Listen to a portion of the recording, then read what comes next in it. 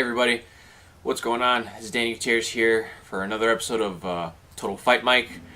Thursday, November 7th, we will have a Total Fight Challenge in the Swanson Center, Bedford Park, and tickets will be available at the door. There's a lot of local talent coming in, so you guys could come in and watch some pretty awesome MMA bouts. I try to put those words together. Fights, or bouts, whichever one you guys prefer. And this past Saturday in Singapore, there were two this past Saturday there were two MMA bouts. UFC in Singapore, UFC Fight Night on ESPN, that featured Ben Askren versus Damian Maia. That kind of more or less went the way you think it would go when you have two grappling specialists going at it in the cage. So Damian Maia being a Brazilian Jiu-Jitsu black belt, high level Brazilian Jiu-Jitsu black belt when it comes to gi Jiu-Jitsu. As I said, he grappled Jacare Souza at one point in time. And Ben Askren being a teammate on the United States for the Olympics, and being a multiple-time national collegiate wrestler, training at Rufus Sport Academy with guys like Anthony Pettis and Sergio Pettis. He's going to pick up a few things in the stand-up game. He's been training there for years. He's also spent time with Tyron Woodley. So this is going to be a very interesting bout, but it pretty much more or less went the way that you think it was going to go. It was primarily a stand-up bout. And another thing, too, is on the last video, I wholeheartedly screwed up. Damian Maia is a southpaw. He is not orthodox. He is a southpaw. I do remember Damian Maia landing a right hand on Tyron Woodley, and Tyron Woodley kind of baiting him on, going, come on, let's go, hitting his face. If you guys remember Tyron Woodley's welterweight title defense against Damian Maia, I thought it was with a right hand. It was with a jab, but it was with a right hand, and he wasn't orthodox. He was southpaw. But other than that, it was some pretty good stand-up from both guys. I mean, it was a war. It wasn't the most technical stand-up bout ever, but you could see that Damian Maia had actually sharpened his boxing quite a bit. You saw Ben Askren add way more kicks than he usually does. He was adding inside leg kick from his orthodox position. You know, when you're an orthodox fighter fighting a southpaw fighter, usually that right side is open to most things, not all things, but most things. Usually a southpaw fighter, their timing is very different. Their rhythm is a little bit different. The way they move is different. When you're fighting a southpaw fighter and you've never fought southpaws before, it could be a little bit psychologically taxing and physically taxing, because it's a movement and distance that you're not used to covering. Usually when your coach teaches you to go up against a southpaw fighter, usually they want you to be very active with your right side. So keep active with your right crosses, keep active with your uppercuts, which Ben Askren was doing. Ben Askren was throwing a lot of leg kicks, a lot of body kicks. He was mixing up uppercuts and hooks very well, and he was reaching out for the clinch. Now, he would do that a lot. He would reach out for that clinch and try to engage in the clinch positions, and he was actually trying to outposition Damian Maia, and it looked like he was pretty confident that he was going to, but there was one point in time where Damian Maia was fighting at 185, and that's 15 pounds heavier. He was fighting way heavier guys. There was a bout where he fought Chael Sonnen early in his career. I believe Damian Maia was still undefeated at this point. Go watch that fight. Go watch the bout between Damian Maia and Chael Sonnen. Sorry, Chael. But Damian Maia was throwing Chael Sonnen around like a rag doll, and it was from the clinch position. And it was pretty interesting that Ben Askren kept inviting the clinch position against Damian Maia. Now, he would get a few takedowns. He got a couple takedowns, but Damian Maia would always scramble. We'd always look for to move his hips. He would always look for wrist control. He would always look to break the posture of Ben Askren. You always saw him being active off of his back. Now, Damian Maia actually almost settled in on a triangle choke, but Ben Askren, being Ben Askren, fought out of it and was on top, and that was early in the fight. Overall, Damian Maia hit a reversal after Ben Askren got a takedown in the guard. Damian Maia hit a hip switch reversal with his feet on the hips, got the back of Ben Askren, snuck the hooks in. I do believe that he had a body triangle as well, and he got the choke in on one side and then switched it back to the other. And when he switched it back to the other is when Ben Askren's grip wasn't prepared for that. Ben Askren was hand fighting. He was doing his best to try and create enough space to breathe, so he wouldn't allow himself to tap. But Damian Maia just basically switched grips and snuck the choke on the other side and just settled in the choke, and that was it for Ben Askren. Ben Askren had no choice but to choke from that. But it was primarily a stand-up bout with a lot of engaging of the clinch from Ben Askren specifically, but Damian Maia, being Damian Maia, used his masterful Brazilian Jiu-Jitsu to hit switches and hit reversals and to be very active off of his back and to just stay active. It's another win in the books for Damian Maia. We're going to see where he goes from here, and we're going to see how he stacks in the welterweight division. For Ben Askren, I mean, if you're one of those guys, oh, he's 0-3, he's 1-2 in the UFC, folks. Come on. The first bout against Robbie Lawler was very controversial, but he got the W nonetheless. The W is a W. A 5-second KO against Jorge Masvidal. It's tough cookies, tough pickings. It happens. In my opinion, and if you're an analyst or if you train, if you're a fighter, if you're a coach, this is probably about them. Ben Askren needed to show himself, to show his skills. We saw pretty active Ben Askren, but we saw Ben Askren with reaction timing. It was just a little bit off. He looked a little bit sluggish in the stand-up. Now, in his past bouts, I understand that he went straight for the clinch and got the takedown and initiated a whole bunch of ground and pound. But if you look at his bouts with Jay Heron, even though Jay Heron, you could arguably say he got the better of Ben Askren, especially in the stand-up game, when every fight starts on the feet, right? Especially when it comes to the stand-up, the kickboxing range. Ben Askren was defending himself. He was defending himself quite a bit. He was moving quite a bit. He was parrying shots quite a bit. He was blocking shots quite a bit. But it looked like he was very aware of the strikes that Jay Heron was throwing at him, and that was back in Bellator. It's been a few years since then, and it looked like Ben Askren has slowed down a little bit, in my opinion. Even though he was tagging Damian Maia, because of his pressure. Damian Maia looked pretty sharp with his combinations, so good on Damian Maia. We're going to see where Ben Askren goes from here. I don't believe he's done. I don't believe he's completely done. He didn't get shut out. He had some moments against Damian Maia. He opened up a cut on Damian Maia, and it looked like he was arguably winning the bout until he hit that takedown and the reversal came and he got his back taken. We'll see what happens for the former middleweight champion and the former Bellator welterweight champion. Speaking of Bellator, we're going to piggyback off of that because last night in the evening we had the conclusion of the welterweight Grand Prix for Douglas Lima and Rory McDonald. Sorry about that, folks. Basically what happened was, first of all, in their first fight, Rory McDonald and Douglas Lima fought when Rory McDonald was coming into Bellator. He had just beaten Paul Daly, and after that he was given a title fight against the then champion Douglas Lima, and then the welterweight Grand Prix happened, and then some very interesting things happened leading up to this point. Rory McDonald, after he fought John Fitch and they went to a draw, he technically defended his title, him being the champion in the welterweight Grand Prix. Basically came out and said, I don't know if I have it in me to hurt another human being anymore. Was giving a reference to a lot of his religious supporters, saying that it probably wouldn't be in his best interest to punch somebody in the face or take punch to the face. Then in his next round in the Grand Prix, he fought Gracie, and then after he had beaten Gracie, he looked good. He was out positioning Gracie, out wrestling Gracie, naming Gracie, but he didn't look like the Red King that everybody said that he was. That he said that he was. That he was self-proclaiming himself to be. He was dominant. He was very dominant against Naaman Gracie, but it looked like that he was kind of, at least in my opinion, it kind of looked like that he was kind of fighting to win, not fighting to hurt his opponent, which was what his intentions were after his Paul Daly fight. You remember him saying, "I'm bad for your health." It didn't look like that Rory McDonald was there. It looked like he wanted to win. It didn't look like he wanted to be bad for Naaman Gracie's health. But going into this bout with Douglas Lima.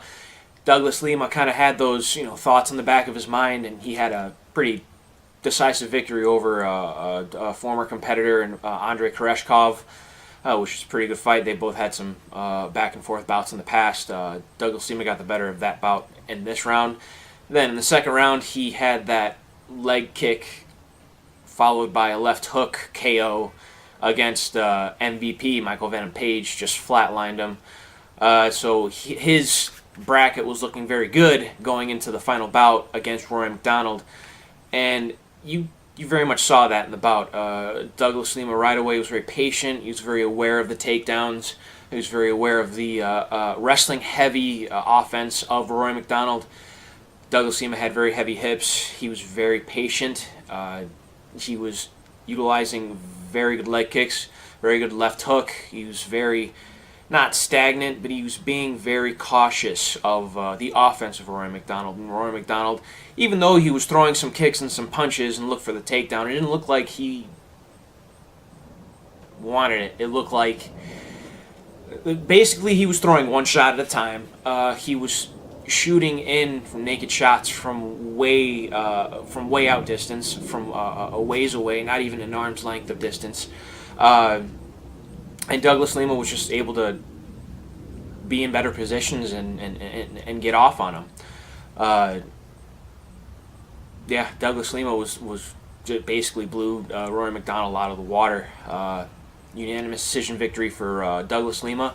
He is now your 3-time Bellator welterweight champion, and he is the winner of $1 million in Bellator. So there you go. That wraps it up for this weekend's bouts. Now next Saturday, for November 2nd, I believe, at Madison Square Garden, it is the BMF title on the line. Jorge Masvidal is going up against Nate Diaz for the BMF title, presented. And the winner of that bout is going to be presented by The Rock. Pretty interesting, pretty high stakes. Excuse me.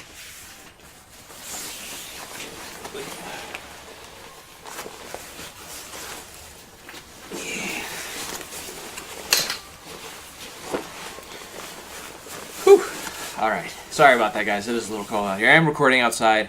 It is 43-ish degrees out in Illinois, but this is the only place that has awesome lighting, so there you go. Also, Max says hello. He's out with that right shoulder separation injury, unfortunately, but hopefully we can get it back at GMA as soon as possible. But as I was saying, this coming Saturday, Jorge Masvidal and Nate Diaz are going to throw down, square off for the BMF title in Madison Square Garden, and the winner of that bout, the belt will be presented to them by The Rock. It's a pretty high stakes, pretty cool. This is going to be a very interesting bout. Both guys have been around for a very long time. If you look at their records, they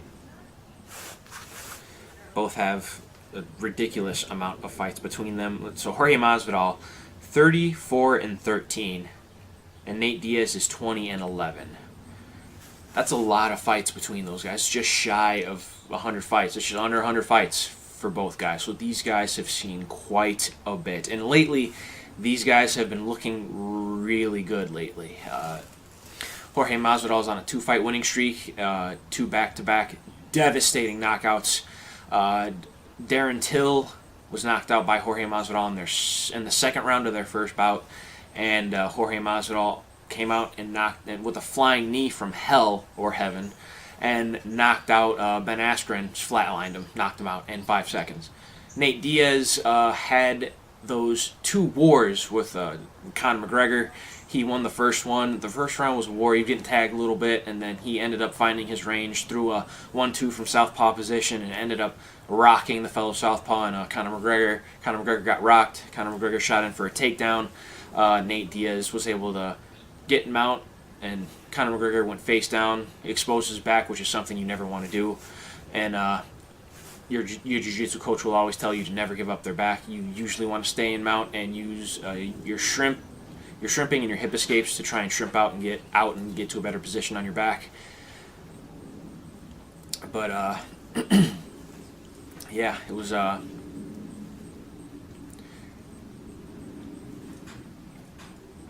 lost my train of thought.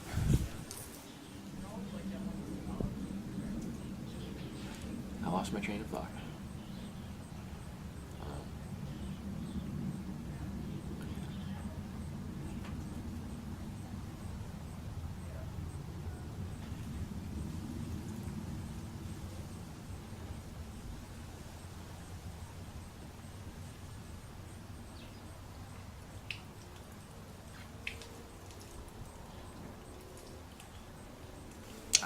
Yes.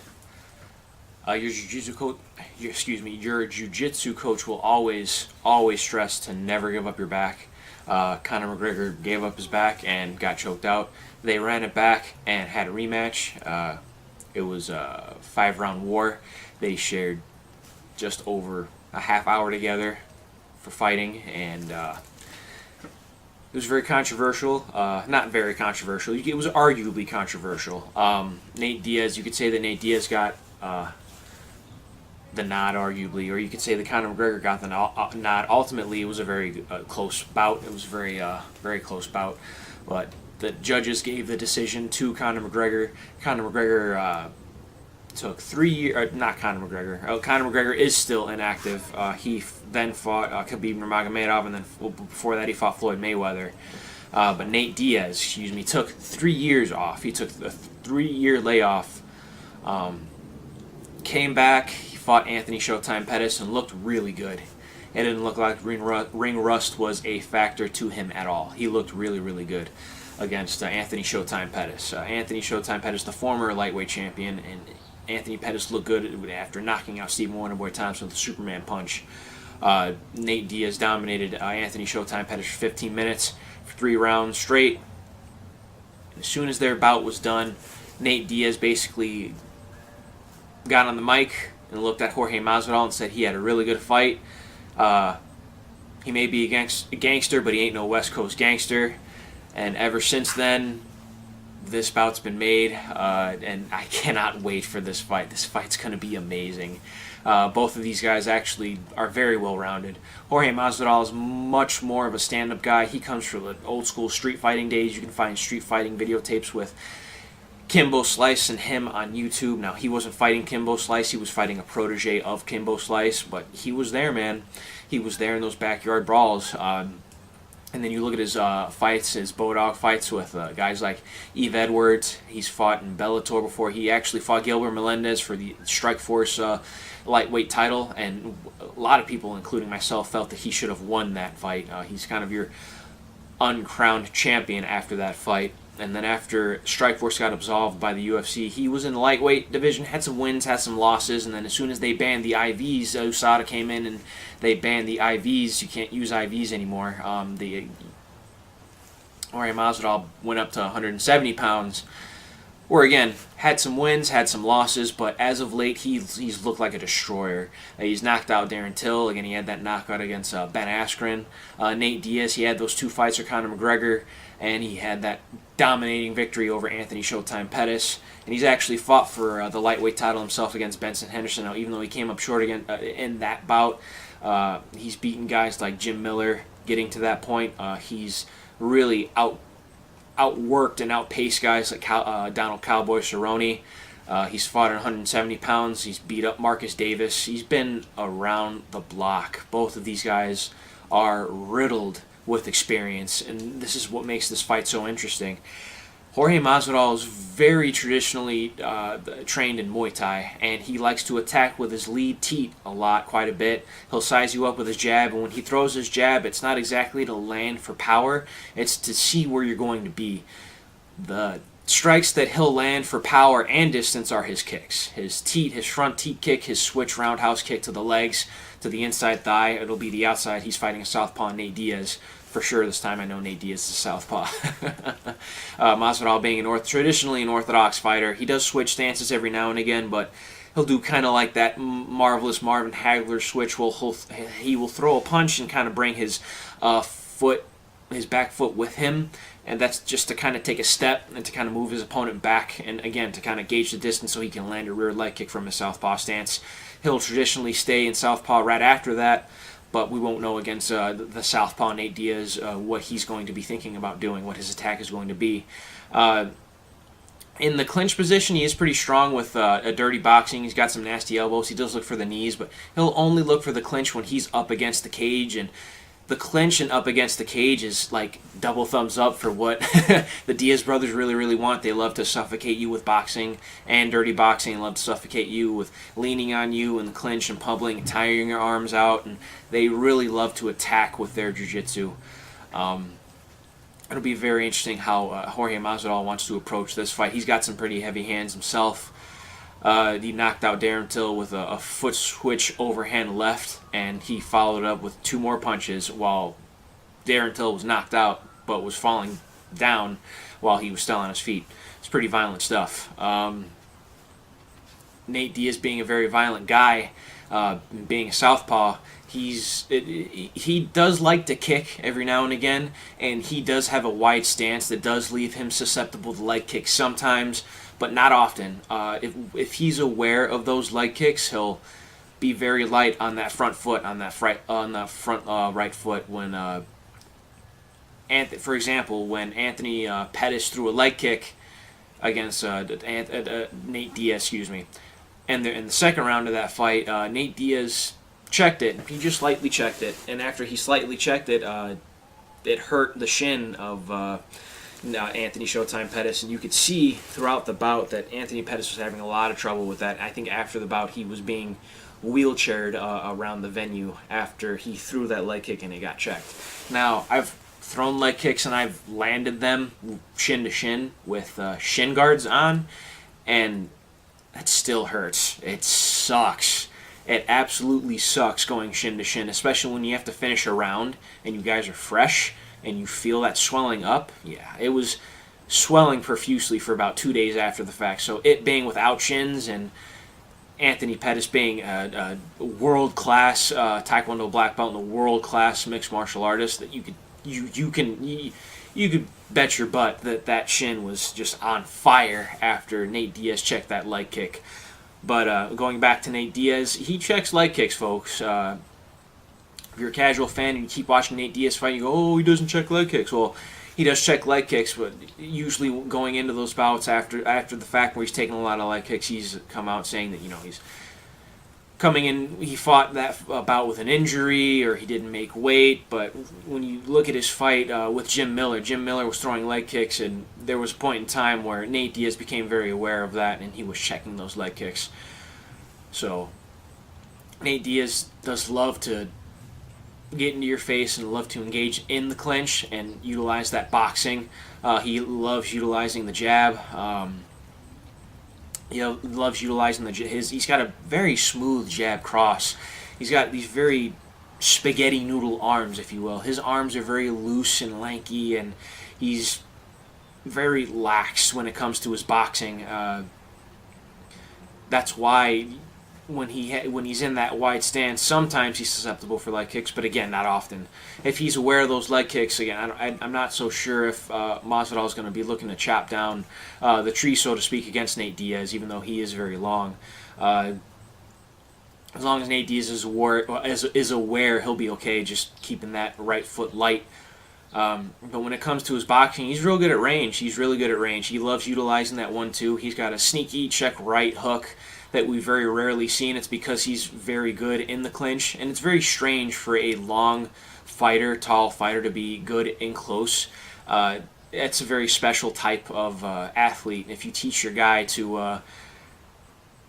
if you're a coach and you have a fighter that's very long and you teach him to fight in close, and he can do it successfully, you have something special. You have something special because you can also teach him to take advantage of tight spaces and very tight openings when it comes to Brazilian Jiu-Jitsu. And when it comes to Nate's Jiu-Jitsu, he does that very well. He will shoot in for a takedown, but he'll shoot in for a takedown not to get the takedown per se. It'll again, it'll be so he can work up to the clinch position to tire out your arms, so he could push you up against the cage and just wear on you. And the punches that he lands in the clinch position aren't necessarily the most devastating, but it's volume. It's volume. He's not letting you breathe at all. It's volume. He's just going to keep unloading on you and unloading on you, and just until you start to fade. And as soon as the Diaz brothers smell blood, they will swarm on you no matter what. And when you start to bend over, when you start to try to clinch over and cover up your face because you don't want to take punches anymore, that's when the knees come, that's when the elbows come, that's when he'll start to drag you down, that's when he'll get you to your back, that's when he'll advance position, that's when he'll look for a submission, that's when he'll start to suffocate on guys. But that's when he'll start to suffocate on guys, that won't move. Jorge Masvidal, being a very traditionally trained Muay Thai stand-up fighter, is very light on his feet. He says a lot that Jorge Masvidal says himself in his Street Fighter Diaries, if you've been watching them on YouTube, says that he actually wanted to take up boxing professionally early in his career. Settled on mixed martial arts, and that's when the kick started being implemented, and you see that paying off in dividends. He's very diverse when it comes to his kickboxing. But because of that boxing background, arguably, he's very light on his feet. He's very light on his feet. He moves very well. He blocks shots very well. Both guys actually have very strong chins. You can't knock these guys out for nothing. It took Josh Thompson 3 flush head kicks to knock out Nate Diaz, and even then, it was technical knockout, and his brother Nick in the corner had thrown in the towel. Even though technically a lot of people don't know this, throwing in the towel is illegal in the UFC, at least by UFC standards in their UFC rule book. You can Google this too. They don't allow the corners to throw in the towels, even though the corners throw in towels all the time, and it's kind of a universal language for the referee to go, all right, that's enough. Enough's enough. Moral of the story is Nate Diaz in his long career, Nate Diaz has only been finished twice. And that was against Hermes Franca in the WEC, and that was due to an armbar, and that was early in his career. And again, Nate Diaz was winning that fight. Nate Diaz was all up in Hermes Franca's face. Just unrelentless boxing, unrelentless punches in bunches, staying in close, pushing up against the cage, throwing knees, looking for the plum, looking for elbows. But it was mainly the punches of Nate that was giving Hermes Franca, the former WEC lightweight champion, a lot of problems. Hermes Franca found himself on his back and just got an armbar, and that was early in Nate Diaz's career. The second finish was the head kicks of Josh Thompson. Now, Jorge Masvidal's been finished before, but that's been at lightweight, and that was due to submissions, mostly. When it comes to the stand-up, it's very difficult to put Jorge Masvidal away. No one has.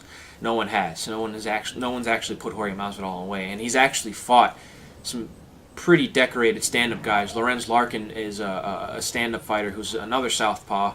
He's southpaw and orthodox. He loves to switch stances every now and again. Was giving Jorge Masvidal some problems. Stephen Wonderboy Thompson was giving Jorge Masvidal quite a few problems.